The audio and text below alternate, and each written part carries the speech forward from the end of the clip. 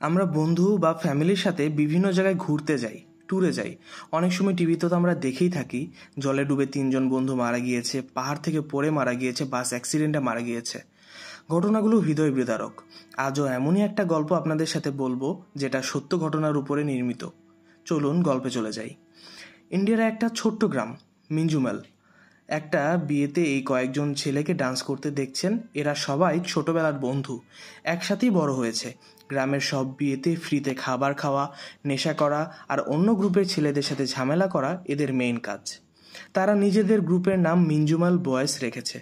গ্রামের 2টা গ্রুপ, তাদের মধ্যে বেশ প্রতিদ্বন্দ্বিতা হয়। বিয়েতে তারা ঠিক করে ফেলে 2জনের মধ্যে 2 দলের মধ্যে প্রতিদ্বন্দ্বিতা হবে, রশি টানাটানির প্রতিদ্বন্দ্বিতা। যেই দল জিতবে সে শক্তি, সাহস আর সম্মানে এগিয়ে থাকবে। যে জিতবে তাকে সম্মান দিয়ে চলতে হবে। যে কথা সেই কাজ। একদিকে মিঞ্জুমাল বয়েজ, অন্যদিকে অন্য আরেক গ্রুপ দাঁড়িয়ে পড়ে রশি নিয়ে। শুরু হয়ে যায় শক্তির পরীক্ষা। দড়ি টানা হচ্ছে, সবাই সর্বাত্মক চেষ্টা করছে নিজের দলকে জেতানোর। কিন্তু এক পর্যায়ে মিঞ্জুমাল বয়েজ পড়ে যায় আর হেরেও যায়। অন্য দল আনন্দে লাফাতে থাকে, মিঞ্জুমাল বয়েজকে খেপাতেও থাকে। ওই দিন এভাবেই পার হয়ে যায়।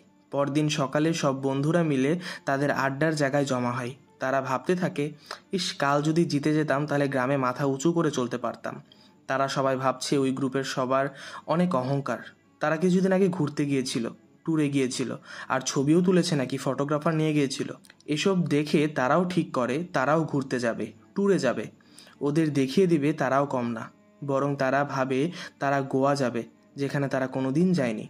গোয়ার কথা শুনে অনেকেই বলে তাদের বাসা থেকে যেতে দিবে না। কয়েকজন রাজি হয়, কিন্তু শেষ পর্যন্ত যাওয়া হয় না। তারা তখন ভাবে কাছেই কোনো এক জায়গা থেকে ঘুরে আসবে তারা। গাড়িও ঠিক করা হয়, তাদেরই এক ফ্রেন্ডের গাড়ি। 9জন যেতে পারবে। সবাই যাওয়ার প্রিপারেশন নিতে থাকে, কিন্তু তাদের ক্লোজ ফ্রেন্ড সুভাষ বাসায় চলে যায়, কারণ তার কাছে যাওয়ার মতো টাকা নেই। তখন কুট্টান সুভাষের বাসায় যায় তাকে নিয়ে আসার জন্য। কুট্টান সুভাষের বাসায় গিয়ে বলে, চল, আমরা দেখবানে, সবাই যাইতেছি, ভাড়া তো দিতেই হবে, খাওয়া দাওয়ার ব্যবস্থাও হয়ে যাবে, ব্যাপার না। তখন সুভাষ ড্রেস প্যাক করে নেয় আর সুভাষের মাকে বলে, মা, কিছু টাকা দিবা, আমরা তো ঘুরতে যাচ্ছি।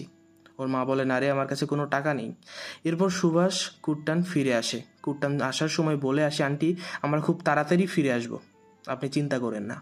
এরপর তারা রওনা দেয়। সবাই গাড়িতে বসে গান গল্প করতে থাকে। অনেকটা পথ যাওয়ার পর তারা বিরতি দেয়। বিরতির জায়গাতে তারা নামে, চা খায়, ঘুরে দেখে বাজার, নতুন জায়গা দেখে তারা। খাওয়া দাওয়া সেরে নিয়ে তারা আবার যাত্রা শুরু করে। এরপর তারা তাদের কাঙ্ক্ষিত জায়গায় চলে আসে। খুব সুন্দর জায়গা, সবাই খুব এনজয় করছে, গ্রুপ ছবি তুলছে, সবাই আনন্দ করছে, নতুন জায়গায় ঘুরে দেখছে। একটা গাছে উঠে সবাই মিলে ছবিও তোলে। কিছুক্ষণ পর তারা আসে গুনা কেভ নামের একটা পাহাড়ে। এই জায়গাটাই নাকি সিনেমার শুটিং হয়েছিল, কামাল হাসানের সিনেমার শুটিং। একজন বলে, আরে এখানে ব্যারিকেড দিয়ে রেখেছে, মূল জায়গা তো পাহাড়ের একটু নিচে, ওইখানেই মূলত সিনেমার শুটিং হয়েছিল। তখন তারা সবাই ভাবে, এসেছি যখন, তখন সেই জায়গাটা দেখতেই হবে যেখানে শুটিং হয়েছে। ওইখানে গিয়ে ছবি তুললে নিজেদের বড় করে দেখানো যাবে। এই ভেবে তারা সবাই তখন রেলিং পার হয়ে নিচের দিকে যায়। ওটা আসলে ছিল রেস্ট্রিক্টেড এরিয়া, রিস্কি এরিয়া। সব ফ্রেন্ডরা মিলে আসে নিচের দিকে। অনেক সুন্দর একটা সুড়ঙ্গ। তারা ভিতরের দিকে যায়। গুহার ভিতর থেকে উপরের আকাশ দেখতেও খুব সুন্দর লাগছে। 9জন আলাদা আলাদা হয়ে যায়, বিভিন্ন জায়গায় তারা ঘুরতে থাকে। হঠাৎ তারা দেখে গুনা কেভে একটা জায়গাতে অনেকেই এসেছিল এবং তারা সবাই তাদের নিজেদের নাম লিখেছে। তখন তারা ভাবে তারা এখানে নিজেদের নাম না, গ্রুপের নাম লিখবে, মিঞ্জুমাল বয়েজ। তারাতে সেই নামটা পাহাড়ে লেখে আর সবাইকে ডাকে, সবাইকে ছবি তোলার জন্য বলে। পাহাড়কে ঘিরে ছবি তুললে সুন্দর লাগবে। কয়েকজন নিচে ছিল, তারাও আসে। নাম লেখাটা সুন্দর হয়েছে। সুভাষ আসে পাহাড়ের কাছে, কিন্তু হঠাৎ সে গায়েব হয়ে যায়। সবাই পুরো স্তব্ধ। আস্তে আস্তে সবাই এগিয়ে এসে দেখে একটা গর্ত, সুড়ঙ্গ। সেই সুড়ঙ্গের ভিতরে পড়ে গিয়েছে সুভাষ। সবাই ডাকে সুভাষের নাম ধরে, সুভাষ, সুভাষ, কিন্তু কোনো সাড়া পাওয়া যায় না। বাকি বন্ধুরাও আসে, সবাই দাঁড়িয়ে যায়। এতক্ষণের আনন্দ সব এক মুহূর্তে শেষ হয়ে যায়। সবাই ডাকাডাকি করছে, ক্যামেরার ফ্ল্যাশ জ্বালানো হয়, কিন্তু সুড়ঙ্গ এতটাই গভীর যে কোনো কিছুই দেখা যাচ্ছে না। তখন একটা ছোট পাথর ফেলে দেওয়া হয়, কিন্তু সেই পাথর অনেক দূর পর্যন্ত পড়তেই থাকে। সবাই বুঝতে পারে এই পাহাড়ের উচ্চতা যতটা, সুড়ঙ্গের গভীরতাও ততটা। অবিনাশ নামের এক ছেলে স্তব্ধ হয়ে যায়। সে বারবার বলতে থাকে সুভাষ আর নেই, সুভাষ আমাদের ছেড়ে চলে গেছে। তখন কয়েকজন মিলে বাইরে যায় আর একজন দোকানদারকে ডেকে আনে, আর সেখানে একজন ট্যুরিস্ট গাইডও ছিল, সেও আসে সেখানে। কিছু ছেলে যায় পুলিশ স্টেশনের দিকে পুলিশকে ডাকতে। স্থানীয় দোকানদাররা সেই ট্যুরিস্ট গাইড এসে দেখে গুনা কেভের একটা সুড়ঙ্গের মধ্যে পড়ে গিয়েছে একটা ছেলে। তখন তারা বলে এই জায়গাটার অতীত কি। লোকটা বলতে থাকে এখানে এর আগেও অনেকজন মানুষ মারা গিয়েছে, যারা একবার পড়েছে তারা আর ফিরে আসেনি, তাদের লাশ পর্যন্ত পাওয়া যায়নি। এই জন্য বাহিরে রেলিং দেওয়া হয়েছে, এখানে আসা নিষেধ করা হয়েছে। কয়েক বছর আগে তো মন্ত্রীর ছেলে পড়ে যায় এই গর্তে। মন্ত্রী ঘোষণা দিয়েছিল তার ছেলের লাশ যেন কেউ এনে দেয়, কিন্তু কারো সেই সাহস হয়নি। কেউ কোনোভাবেই খোঁজ দিতে পারেনি, এমনকি সবাই এটাকে শয়তানের মুখও বলে, তাই কেউ সুড়ঙ্গের মধ্যে ঢোকার সাহস করে না। লোকটি বলে তোমরা বাড়ি ফিরে যাও, তোমাদের বন্ধু এতক্ষণে মারা গিয়েছে, তাকে তোমরা হারিয়ে ফেলেছ, আর কোনো ক্ষতি না হওয়ার আগে তোমরা বাড়ি ফিরে যাও। এদিকে 3 জন গাড়ি নিয়ে পুলিশ স্টেশনে আসে। সেখানে পুলিশ যখন শোনে গুনা কেভে একজন পড়ে গিয়েছে তখন অবাক হয়ে যায় আর বলে ওইখান থেকে তো কেউ ফিরে আসেনি, আর তোরা কেন যে আসিস সেইখানে ঝামেলা বাড়াতে? লেখা ছিল যাওয়া নিষেধ, তাহলেও কেন গেলি? একজন পুলিশে আসে আর 3 জনকে মারতে মারতে বলে তোরা খুন করে এসে বলতেছিস সুড়ঙ্গে পড়ে গেছে, এমন অনেক দেখছি, তোদের জেলে ঢুকাতে হবে। তারপর সেই 3 জন অনেক অনুরোধ করে বলে স্যার প্লিজ চলুন। এরপর একজন পুলিশ ওদের সাথে যাওয়ার জন্য রওনা হয়। গাড়িতে করে সে পুলিশ আসছিল, কিন্তু সে একটা মদের দোকানে দাঁড়ায় আর 3 জনকে বলে মদের বোতল নিয়ে আসতে। তাদের বন্ধু যে ওইখানে মৃত্যুর মুখে বা মারা গেছে বা হারিয়ে গেছে এসবের কোনো চিন্তাই নেই সেই পুলিশের। এদিকে বৃষ্টিও শুরু হয়ে গেছে, প্রচুর বৃষ্টি হচ্ছে। সব জল, পাহাড়ের জল আস্তে আস্তে নিচে নামছে আর সেই গর্তের মধ্যে চলে যাচ্ছে। জল গড়িয়ে সেই সুড়ঙ্গের মধ্যে যাচ্ছে, এটা দেখে কুট্টান থাকতে পারে না। সে সুভাষ বলে ডাকতে থাকে আর ওই গর্তের সামনে গিয়ে শুয়ে পড়ে যেন জল আর ভিতরে না যায়। আরও 2 জন জল আটকানোর চেষ্টা করে, কিন্তু শেষ পর্যন্ত তারা পারে না, তাই সবাই মিলে গিয়ে গর্তকে ঘিরে ধরে শুয়ে পড়ে যেন জল ভিতরে না যেতে পারে। সেই ট্যুরিস্ট লোকটা বলে তোমরা সরে যাও, তোমাদেরও কোনো বিপদ হতে পারে, তোমরা চলে যাও এখান থেকে। কিন্তু কেউ কারো কথা শুনছে না, সবাই জল আটকানোর আপ্রাণ চেষ্টা করছে। তখন তাদের মনে পড়ে যায় ছোটবেলায় লুকাছুপি খেলতো তারা, একসাথে দৌড়াতো, নদীতে গোসল করত। তাদের সেই প্রিয় বন্ধু আজ তাদের মাঝে নেই। ব্যাপারটা কেউ মেনে নিতে পারছে না। এদিকে পুলিশ চলে আসে আর পুলিশ এসেই বলে তোমরা ওখান থেকে সরে যাও, এত সময় হয়ে গিয়েছে, ও আর বেঁচে নেই, লাশও পাওয়া যাবে না, তাই বাড়ি ফিরে যাও, না হলে খুনের অভিযোগে জেলে ঢুকাবো। কিন্তু কেউ সরছে না। আস্তে আস্তে বৃষ্টিও কমে আসে। তখন একজন জোরে জোরে চিল্লাতে থাকে সুভাষ বলে। হঠাৎ ছেলেটা শুনতে পায় ভেতর থেকে কোনো আওয়াজ আসছে, খুব আস্তে। আসলে সেই আওয়াজটা ছিল সুভাষের। সুভাষ সেই গর্তে পড়ে যায় আর অনেক নিচে একটা পাথরে গিয়ে আটকে পড়ে। পুরো শরীর তার রক্তাক্ত ছিন্ন ভিন্ন হয়ে গেছে, মুখ দিয়ে শুধু একটু আওয়াজ বের করতে পারছে সে। আর এবার উপরের সবাই পুলিশকে বলে স্যার কিছু একটা করুন, প্লিজ ওকে বাঁচিয়ে নিন। এবার ফায়ার সার্ভিসকে ডাকা হয়। ফায়ার সার্ভিস লোকদের ডাকা হয় আর বলা হয় রশ্মি নিয়ে আসতে। রশ্মি গর্তের মধ্যে ফেলে দেওয়া হয় আর ফায়ার সার্ভিসের লোকেরা বলতে থাকে সুভাষ দড়িটা ধরো, দড়িটা ধরে নিজের সাথে বেঁধে ফেলো। কিন্তু সুভাষের সেই শক্তি নেই, জ্ঞানও নেই, সে কিছুই করতে পারছে না আর কিছু করতে পারবেও না। অনেকক্ষণ হয়ে যায়, সুভাষের আওয়াজও অনেক ধীর হয়ে গেছে, কারণ সে নিস্তেজ হয়ে যাচ্ছে। তখন সবাই মিলে বলে স্যার আপনারা কেউ নিচে নামুন আর ওকে উঠিয়ে আনুন। তখন ফায়ার সার্ভিসের লোকেরা সবাই একে অন্যের দিকে তাকাতে থাকে। পুলিশ বলে তোমরা কেউ একজন নিচে নামো। তখন তারা সবাই বলে স্যার আমরা নামতে পারবো না, আমাদের বাসায় বউ বাচ্চা আছে, আমরা এর ভিতরে গেলে আর ফিরতে পারবো না, তাই আমরা কেউ নামবো না। কাউকেই রাজি করানো গেল না, সবাই নামতে ভয় পাচ্ছে, কেউ নিচে নামবে না। তখন কুট্টান সামনে এগিয়ে আসে আর বলে স্যার আমিই নিচে নামবো। সবাই তো অবাক। তখন ফায়ার সার্ভিসের লোকেরা বলে তোমার জীবনের ঝুঁকি আছে, এমনও হতে পারে তুমি নিচেই আটকা পড়লে বা মারা গেলে।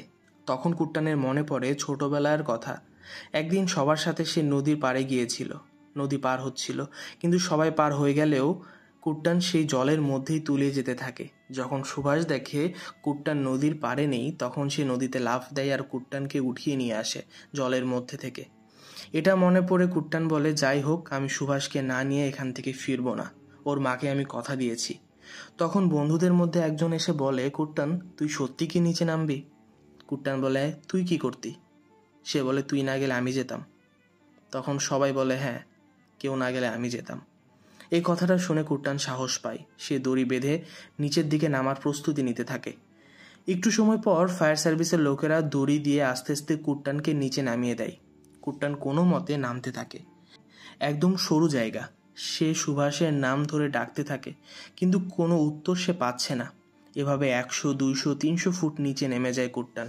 এবার ফায়ার সার্ভিসের লোকেরা বলে, স্যার, এর নিচে গেলে অক্সিজেনের অভাবে নিঃশ্বাস নিতে না পেরে ও মারা যাবে। তখন পুলিশ বলে, ওকে উঠাও। তখন কুট্টানকে উঠানোর জন্য টান দেওয়া হয়, কিন্তু কুট্টান চিৎকার করে বলতে থাকে, দড়ি ঢিল করো, আমি আরও নিচে যাব। এত দূর এসে খালি হাতে ফেরত যাব না। যদি উপরে উঠাও তাহলে আমি দড়ি কেটে দেব। এই কথা শুনে সবাই থেমে যায়। তারপর তারা আবার দড়ি নামাতে থাকে। কিছু সময় পর কুট্টান দেখে সুভাষ পড়ে আছে। তার শরীরে কাদা, মাটি, রক্ত, খুব খারাপ অবস্থা। কুট্টান সুভাষের সামনে যায় আর তারপর তাকে ডাকতে থাকে। সুভাষ হঠাৎই আক্রমণ করে দেয়। ও ভাবে কেউ তাকে মারতে এসেছে। কুট্টান বারবার তার নাম বলতে থাকে আর বলে, সুভাষ, আমাকে চিনতে পারছিস? ওকে শান্ত করায়। এরপর দড়ি দিয়ে বেঁধে নেয়, কিন্তু তখনই দড়ি উপর থেকে ফায়ার সার্ভিস লোকেদের হাত থেকে ছুটে যায় আর সুভাষ আর কুট্টান অনেকটা নিচে চলে যায় আর আঘাত পায়। তখনই উপরে থাকা সবাই মিলে গিয়ে দড়ি রশিটা টেনে ধরে আর আস্তে আস্তে উপরের দিকে টানতে থাকে। কুট্টান আর সুভাষ দড়ির সাথে বাঁধা, আর এদিকে বাকি সব বন্ধুরা আপ্রাণ চেষ্টা করছে দড়িটা ধরে উপরে উঠানোর জন্য। তাদের জীবনের সেই দড়ি খেলার মুহূর্তগুলো আজ হয়তো কাজে দিচ্ছে, কিন্তু মাঝে হঠাৎ বাধে সমস্যা। দড়ি একটা পাথরের চিপায় আটকে যায়। সেখান থেকে কোনোভাবেই সরানো যাচ্ছে না। দড়ি আর উপরে আসছে না। এভাবে চলতে থাকলে হয় দড়ি ছিঁড়ে যাবে, না হলে দড়ি ছেড়ে দিতে হবে।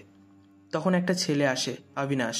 সে এসে বলে, এই তোরা দড়ি ছাড়, 4 কদম সামনের দিকে আগাবি এবং তারপর আবার দড়ি ধরে টান দিবি। খেলায় যেভাবে আমরা একটা ঝুল দিই ঠিক সেভাবে। সবাই মিলে তখন দড়িটা একটু ঢিল দেয় এবং তারপর আবার টেনে ধরে। এতে দড়িটা ছেড়ে যায়, পাথরের চিপা থেকে বের হয়ে আসে। এরপর তারা আবার আস্তে আস্তে দড়ি ধরে টানতে থাকে। পুলিশ আর ফায়ার সার্ভিসের লোকেরা দেখতে থাকে এই ছেলেগুলোকে। একজন বন্ধুকে বাঁচানোর জন্য জানপ্রাণ দিয়ে চেষ্টা করছে। তারা ভাবুক হয়ে যায়।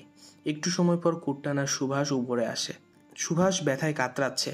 তাকে তাড়াতাড়ি করে হসপিটালে নিয়ে যাওয়া হয়। কুট্টানকেও হসপিটালে পাঠানো হয়।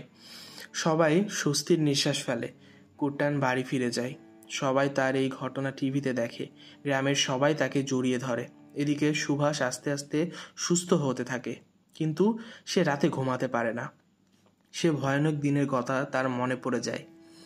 সব বন্ধুরা সুভাষকে সাহস দেয়, সুভাষের পাশে থাকে। আস্তে আস্তে মেঞ্জুমাল গ্রুপে সুভাষ ফিরে আসে, কিন্তু তারা অনেকটা শান্ত হয়ে গিয়েছে। একটা দিন তাদের জীবনে অনেক কিছু শিখিয়ে দিয়েছে। আর এইখানেই সিনেমার গল্পের শেষ হয়। এটা ইন্ডিয়ার রাজ্যের একটা সত্য ঘটনা। সেই ঘটনায় কিন্তু কুট্টানকে পুরস্কার দেওয়া হয়েছিল সরকার থেকে। এই যে সেই ছবিগুলো আমরা দেখব এখন, যেগুলো তারা সেই দিন সেই সময়ে উঠিয়েছিল একসাথে ঘটনার আগে। এই যে গাছের উপরে যে ছবিটা দেখছেন, এটা আসল ছবি। হার না মানা কিছু ছেলের গল্প হচ্ছে মেঞ্জুমাল বয়েস। এটাই সিনেমার প্রধান বিষয়। আজ এখানেই শেষ করছি। আবার হয়তো দেখা হবে নতুন কোনো গল্প নিয়ে। সে পর্যন্ত ভালো থাকবেন। ধন্যবাদ।